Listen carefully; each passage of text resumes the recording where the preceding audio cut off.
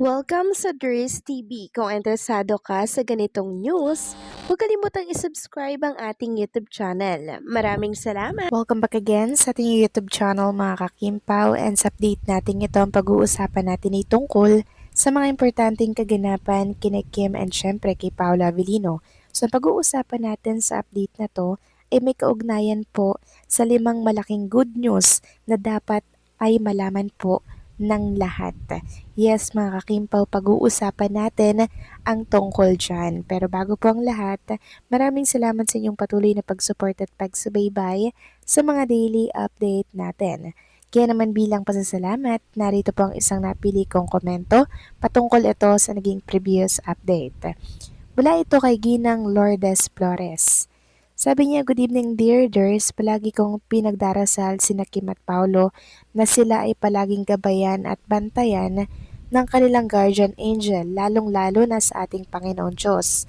I'm doing this because of their sincerity, kindness, generosity, patience, and love they showed to their fans and to those in need. All what I can say is keep up the positive things Kim Pao Tandem have done, and I know that our dear Lord God will be always with you forever." Maraming salamat po sa inyong komento, Ginang Lourdes Flores. Maraming salamat din po sa inyong pagdarasal ng patuloy kay Kim and kay Paolo. Napakalaking tulong po ng inyong ginagawang prayers kay Kim and Paolo mga kakimpaw, dahil ito po talaga yung mabisang sandata at pananggalang po sa mga masasama na pwedeng mangyari kay Kim and Paolo, pero dahil sa mga prayers po ninyo, hindi po ito natutuloy mga kakimpaw. Kaya sana palagi po natin silang ipagdasal yung safety nila and syempre yung mga magiging desisyon po nila sa buhay. Nawa nga po ay mapagtagumpayan nila mga kakimpaw ang lahat po ng hamon sa buhay ni Kim and ni Paolo. Deserve po nila ng ultimate happiness. So maraming salamat sa inyong komento. God bless po at mabuhay kayo. So eto na nga, pag-usapan na natin ang mga balita po na nakalap natin sa update na to. At unahin na nga nating pag-usapan ang ginagawa pong sanib puwersa ng mga Kimpaw fans at Paolo Avellino fans, na kung saan ay todo kayo daw po maipanalo lamang si Paolo para po yan sa STA. Ayon nga dito sa isang write-ups, kaliwat kanan na ang panawagan ng Kim Paulandia at solid ni Paolo Avellino na dagdagan ang effort ng kanilang mga kapanalig para masiguradong masungkit ng aktor ang Outstanding Asian Star Award mula sa Seoul International Drama Awards or SDA. Bagamat nananatili pa rin sa unang ranking si Paolo na may pinakamaraming boto, bumaba ang porsyento ng boto nito. Ang pumapangalawa sa kanya na kasintahang si Kim Cho ay apektado rin. Nagpakita naman ng kasiglahan ang porsyento ng boto ni Ann na nanatili rin sa ikatlong pwesto. Tumaas ang porsyento ng boto nito na nasa 12.98%. Kaya nga panay ang pasalamat ni Ann sa mga fanay niya sa ex na ipinagmalaki ang boto nila sa aktres. Wala pa sa critical na estado ang ranking ni Paolo, pero hindi raw dapat magpakampante ang Kim Paulandia sa kapalaran ng aktor sa award. Kaya naman mababasa sa ex-media ang panawagan ng maraming Kimpaw fandom na itodo ang suporta kay Paolo para mapagbigyan ang kahilingan nga po nitong si Kim Cho. Napanalunin dito ang kanyang kalab team na si Paolo Avellino. Ayon pa dito, sa July 14 ang last day ng botohan, at kung hindi magkakasundo ang solid ni Kim at ng Kim Paulandia, baka maago kay Paolo ang tsansang masungkit ang award at baka pati si Kim ay matalo sa karera.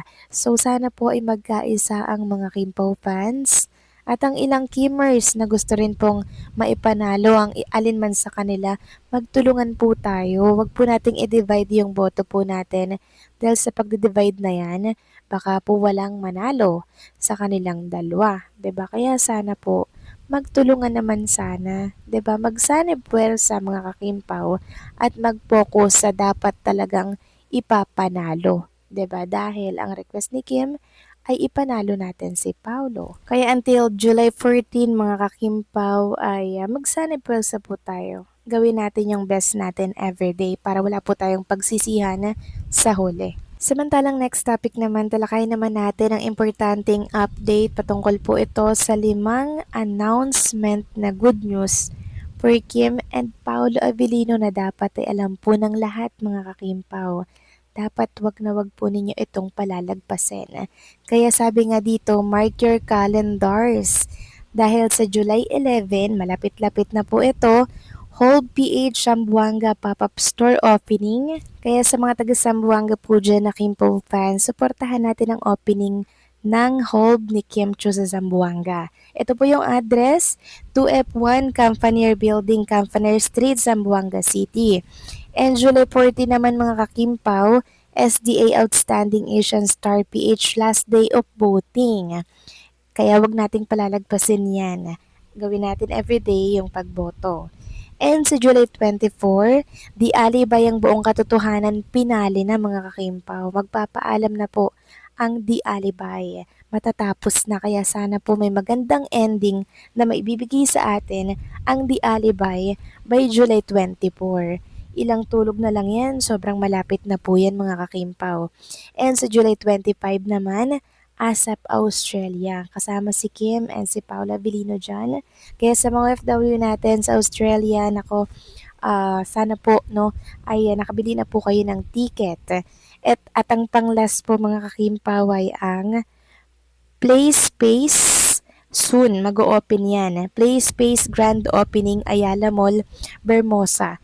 So wala pa naman po ditong nakalagay na schedule kung kailan, pero mark your calendar mga kakimpaw kasi naka-line up na po yung mga good news kay Kim and kay Paolo. Sobrang daming ganap nila. May ASAP Australia pa, 'di ba?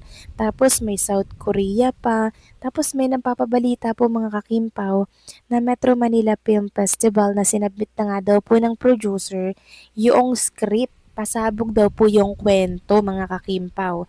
Hindi daw po kayo malilinlang. So doon pa lang po sa mga clue na ibinigay po nung nag-post, parang si Kim at Paolo po talaga ang tinutukoy dito. Kaya naman gagabi na bulabog po ng husto yung mga Kimpo fans na kung si Kim and Paolo Avellino daw nga po yun, talagang pag-iipunan, paghahandaan po nila ito, dadalhin daw po nila yung mga kaibigan nila, mga kabaryo po nila, dadalhin daw nila yan sa sinihan by December 25. Kaya sana po'y makapasok kung meron man. Sana po makapasok sa final entry para po sa Metro Manila Film Festival. Yung sinasabi pong magandang kwento for Kim and Paolo. Sana hindi po yun fake news. Sana hindi lang po yun for the view. Yung nabasa natin na yun mga kakimpaw. Sana, kasi may kupino pa si Kim and Paula Avellino na i-shoot po sa South Korea. Kaya hopefully mapagsabay at makayanan pong mapagsabay ang dalawang malalaking project na yan ngayong taon. So kayo ba mga kakimpaw, anong masasabi ninyo dito? Please comment down below.